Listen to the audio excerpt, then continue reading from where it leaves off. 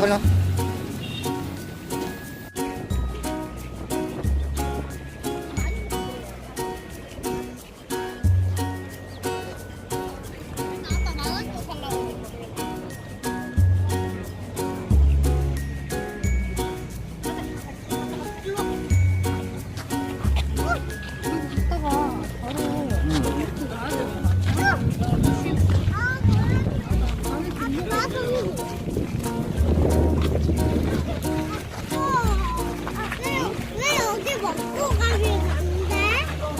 줄 서는 가지고 이제 들어갈 거니까 줄 서야 돼요. 도로 건너기 전에 왼쪽에 나무 난간 거트거리쯤에 서 있습니다. 하마비도 한번 보시고 앙코일구 해시계도 종묘 앞에 뒀었대요. 이 앞을 지나가는 백성들이 시간을 볼 수 있도록 해시계를 뒀었다고 하는데 지금 그 해시계는 없고요. 해시계 받쳤던 받침대가 하마비 옆에 같이 서 있습니다. 예, 그래서 나중에 다 보고 나가시는 방향이 이쪽이시면 겸사겸사 같이 보시면 좋겠죠. 예. 자, 저희 이제 시간이 돼서 들어가셔야 되는데요. 안에 들어가시면 자유관람 안 됩니다. 무조건 저 따라다니시면서 설명 들으셔야 돼요. 혹시 자유관람 들어.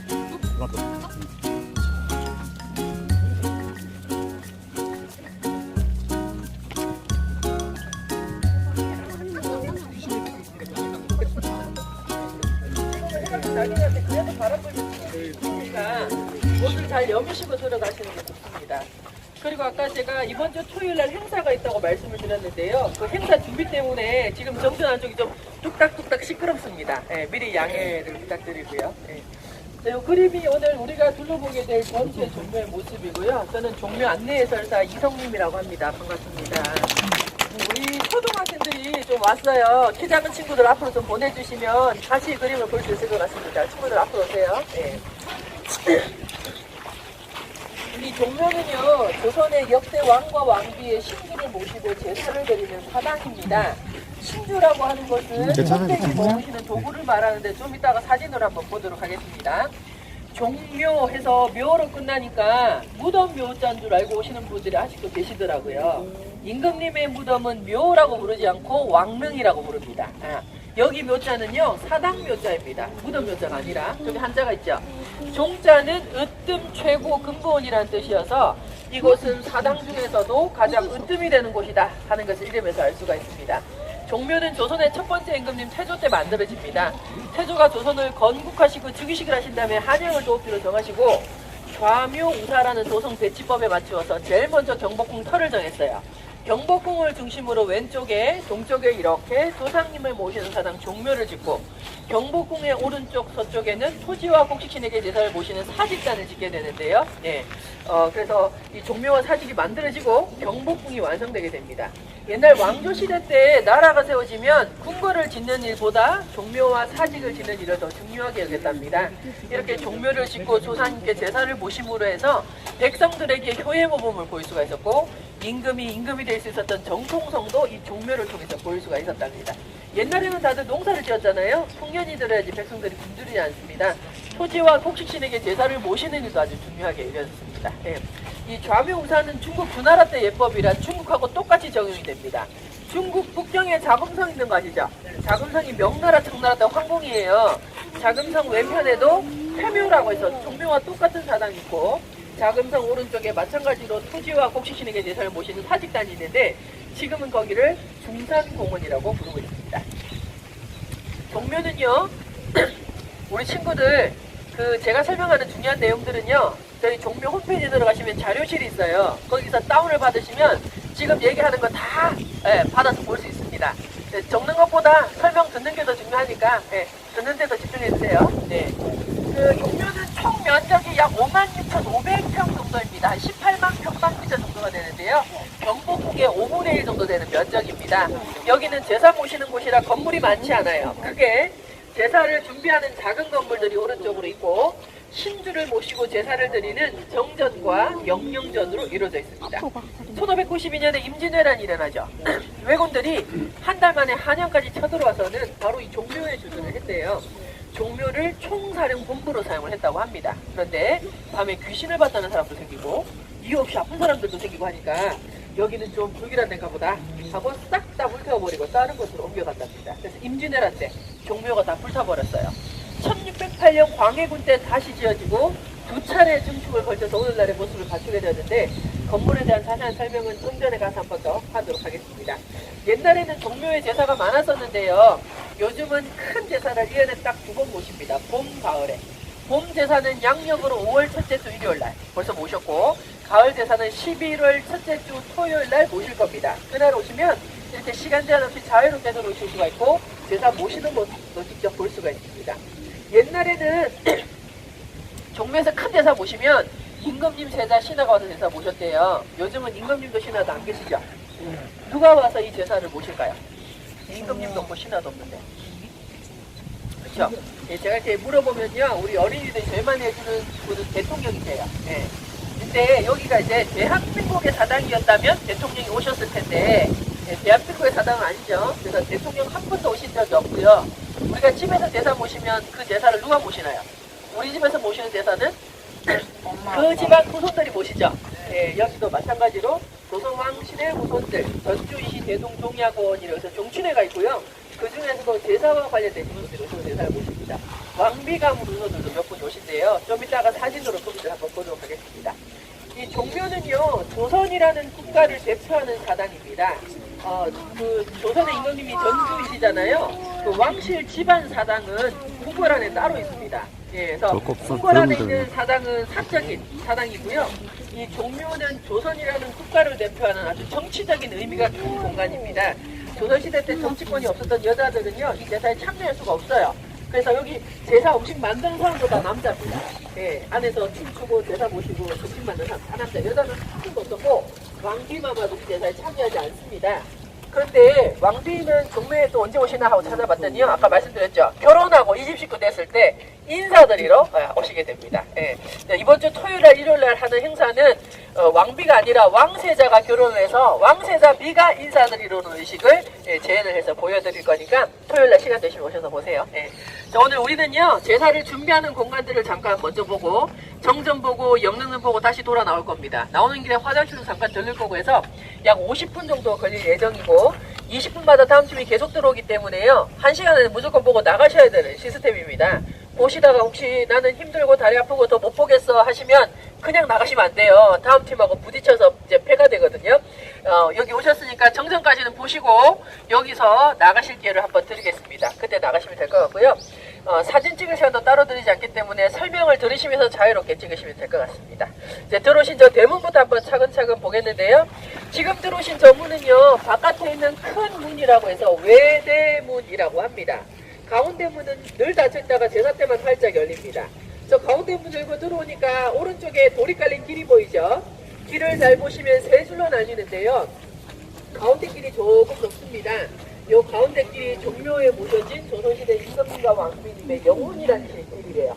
옛날 사람들은 조상님을 신격화했습니다. 조상신께서 가시는 길이다 해서 저 가운데 돌길을 실로라고 부르고요. 제사 때 임금님이 오시면 오른쪽 길, 요 앞쪽 길, 동쪽 길을 걸으시고, 세자는 저 건너편 길, 서쪽 길을 걸으시고, 신하들은 이 아랫길을 걷습니다.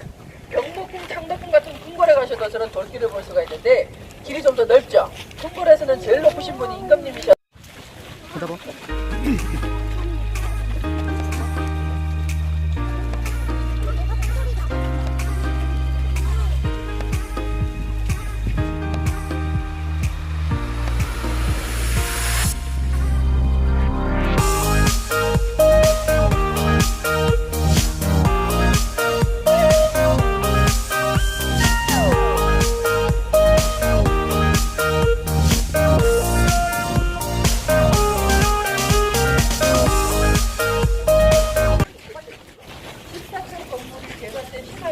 대관들이 예비보러 가는 제사 준비하면서 대기하는 곳입니다.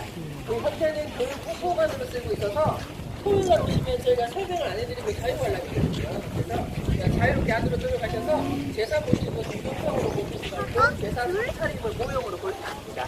우리는 좀 이따가 사진으로 볼 거예요. 네, 신하들은요, 제사 때 이렇게 들어가서 집사 속으로 들어가서 오순가라고 제사 준비를 하고요. 임금님과 제자는 저 돌길을 따라서 이렇게 돌아서 앞에 보이는 바로 저 건물에서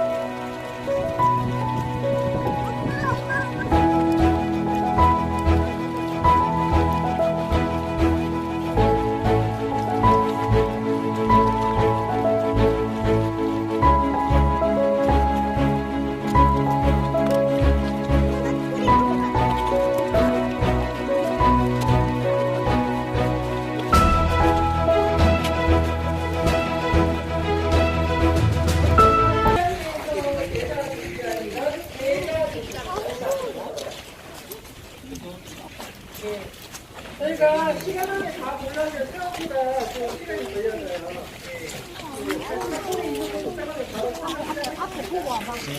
오른쪽이 대장에서 대장주가 있는 계단이시고 마지막으로요. 이것도 목욕 얘기하시면 목욕 제가 목욕하신다고 했더니 우리 어린이들이요. 욕조랑 수영이 어디 있어요? 불편하더라고요. 발끝이 다르고 없어서 중독이 있어서 어떻게 목욕하셨는지 그것도 잘 모릅니다. 예, 똑같이 입으셨다고 합니다. 조선시대 때 종묘에서 큰 제사를 보시면요. 제사 모시기 7일 전부터 궁궐에서 준비를 합니다. 제계라는 것을 하는데 제계라는 말은 제사 전에 제가 보통은 임금님이 이제 봅시다 하고 또 가운데 길로 나가는데요. 오늘은 이 가운데 길로 나가는 인원이 좀 너무 많은 것 같아요. 제가 선택권을 드리겠습니다. 나는 임금이 되고 싶다 하시면 이 문으로 나가시고요. 그냥 신하들 같은 길로 계속 갈래 하면 이쪽으로 가시면 중간에서 만납니다. 네, 저는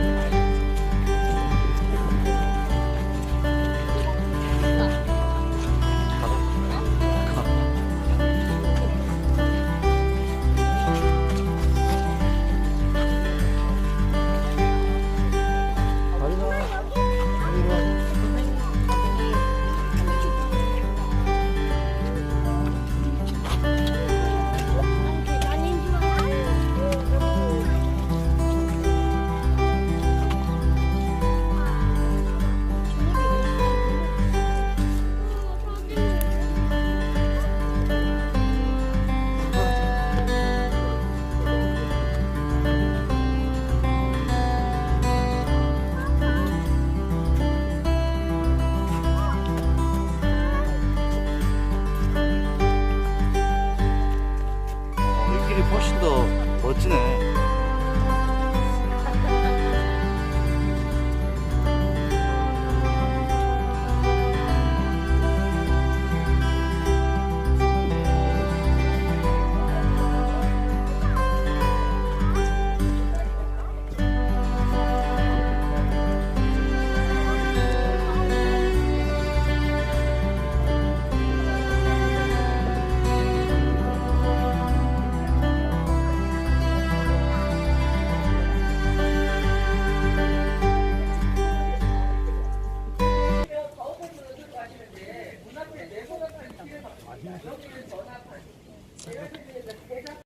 먼저 네 번 드리고 인사드린다면 들어가시고 신하들은 우리와 함께 이렇게 따라와서 문 앞에서 다 줄 서 있다가 제사가 시작되면 오른쪽으로 들어가겠습니다. 잠깐 옆으로 보시면 건물이 하나 더 있죠? 이건 사품이라고 합니다. 제사 음식을 장만하는 부엌이에요. 없어야지 아주 옮겨줍니다. 오른쪽에 작은 단이 또 있죠. 성체판이라고 부르는데요. 희생물을 검사하는 곳입니다. 종묘제사처럼 중요한 제사는 반드시 희생이 필요합니다. 희생으로는 소, 양, 돼지 썼어요. 소, 양, 돼지를 단체로 끌고 와서 저기 앞에다가 두면 임금님이 서시고 신하들이 빙 둘러서서 확인을 합니다. 제사 지내기에 알맞게 공평하게 살이 쪘는가, 아픈 데가 없는가, 생기를 되지 않았는가 확인을 해서 희생으로 쓸만하다고 결정나면 전사승지로 끌고 갑니다. 옛날에는 뒤에 제살처라는 곳이 있어서 장조로 추존이 되셔서 여기 계시고 헌종의 아버지 효명세자가 문조로 추존되셨습니다. 이렇게 우리가 학교에서 교과서에서는 잘 들어보지 못했던 돌아가신 다음에 임금이 되신 추존왕이 모두 9분이 계시고 조선의 마지막 황태자 영친왕의 신주도 종묘 모셨습니다. 여기 총 35분 임금님 모셨는데 그 중에 19분이 지금 이 정전에 계시고요. 나머지 임금님은 다 영양전에 가 계십니다. 이제 어째서 이렇게 나눠서 모시게 됐냐 하는 게 좀 중요한 내용이라 좀 이따 안에 들어가서 설명을 드릴 거고, 임금님 옆에 왕비마마도 함께 계시겠죠. 원래 왕비가 한 분이시지만 아파서 일찍 돌아가시거나 폐위되시거나 하면 반드시 새 왕비를 맞이하셔야 돼요. 숙종 임금님은 왕비가 자꾸 돌아가셔서 3분의 왕비마마와 같이 한 방에 이렇게 모셔져 있습니다. 임금님은 왕비 말고도 후궁들이 계시지만 법적으로 후궁들은 종묘의 신주를 모실 수 없게 되어 있어요. 그래서 후궁들은 모셔져 있지 않습니다. 신주가 어떻게 생겼는지, 어떤 임금님께서 그 안에 모셔져 있는지 우리가 문 열고 들어가서 볼 수가 없어요. 제사 때만 열리는 문이라. 그래서 뒤에 있는 사진을 잠깐 보고 가겠습니다. 네, 사진 가까이 오시면 안 돼요. 네, 사진에서 10걸음 이상 뒤로 가셔야 됩니다. 자, 우리 이제 키 작은 친구들 앞에서 세워주시면 네, 같이 보실 수 있습니다. 앞으로 오세요. 네, 키 작으신 분들 한번 보셔야 그림을 다 보죠. 이 사진 속의 건물이요, 저 안에 있는 저 건물입니다. 이 건물은 현재 우리나라에서 가장 긴 복도 건물인데 건물 동굴의 바로 길이가 이 끝에서 여기 끝까지 직선거리로 약 101m 정도 됩니다. 국보로 지정이 되어 있어요. 네. 이 가운데 지붕이 높은 열화관이 신주를 모실 방 신실이고, 양쪽에 지붕 낮은 건물들은 협실이라고 해서 제사 그릇이 보관이 되어 있고요. 날개처럼 튀어나온 부분도 왼쪽은 창고처럼 쓰여서 그릇이 보관이 되어 있고, 오른쪽은 비가 올 때 비 피하는 용도로 쓰입니다. 요 자물쇠가 가운데 하나만 걸려 있어요. 요 문 열고 들어가면 안쪽이 이렇게 생겼습니다. 공간이 앞과 뒤로 나뉘는데, 앞쪽은 복도처럼 툭 트여 있어서 안에서 바깥으로 문을 다 열 수가 있고, 안쪽에 이렇게 기둥이 있어서 한 칸이 구분을 짓고, 요 한 칸마다 임금이 왕비의 신주를 모셨습니다. 여기 안 계신 분들은 영릉선 가 계신다고 말씀드렸죠. 우리가 신주를 모실 때는요, 서상 제도를 따릅니다. 가운데가 높은 자리가 아니라 서쪽이 높은 자리예요. 정면으로 바라보시면 왼쪽이 서쪽이고 오른쪽이 동쪽이어서 왼쪽 첫 번째 칸에 태조가 모셔져 있는 거죠. 신주도 마찬가지로 왼쪽이 임금님 신주, 오른쪽이 왕비의 신주, 이렇게 바라보는 방향에서 그렇게 보시면 될 것 같습니다. 이 사진이 신주의 사진인데요. 우리 종묘에서 가장 중요한 상징물입니다. 잘 모르고 보면요, 그냥 나무 토막이에요. 좀 되면요, 영릉에서 하도록 하겠습니다. 자, 물 좀 마시고요.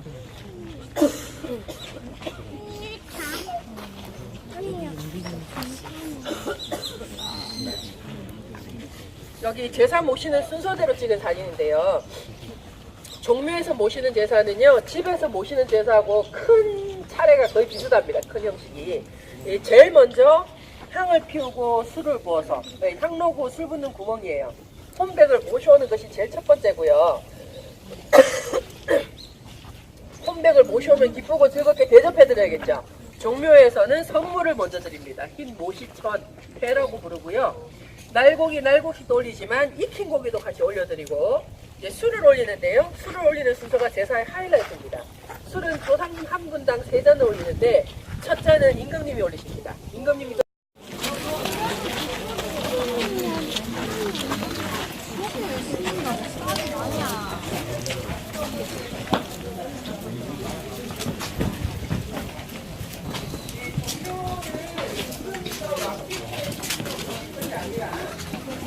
살아생전에 꽁이 컸던 신하들도 함께 기대를 모셨습니다. 여기 앞에 보시는 밀두산 건물이 바로 신하들을 모신 곳 신당입니다. 현재 저곳에는요 84분의 신하들과 위원장을 모셔져 있어요. 우리가 잘 아는 이황, 이이, 송시열, 한명일, 황희규승 같은 분들 저기 다 모셔져 있습니다. 제가 외국분들한테 이렇게 소개합니다. 우리나라도 천원 그냥 옮기지 않고 대왕과 신하들이 의논을 합니다. 임금님 살아생전에 공덕이 얼마나 크셨냐를 의논을 해서 태종이나 세종이나 세조나 성종처럼 공덕이 크시다고 인정받는 임금님의 신주는 영영전으로 옮기지 말고 세세토록 정전에 모시고 제사를 드리자 이렇게 결정합니다. 이런 신주는 옮기지 않는 신주라고 해서 아리불자에 옮길 천자를 써서 불천유이라고 부릅니다. 옮기지 않는 신주를 뭐라고 부른다고요? 불천유. 예, 이 불천유는요 특별하고 예외적인 신주라 벌레라고 상관없이 정전에서 모시는. 정전 구경하고 오셨겠죠? 예, 저기서 4대가 넘어야지 오시는 거니까 구경을 다 하고 오셨을 텐데 구경도 못해보고 바로 오신 임금님이 계시더라고요. 삼촌한테 쫓겨나신 분이에요.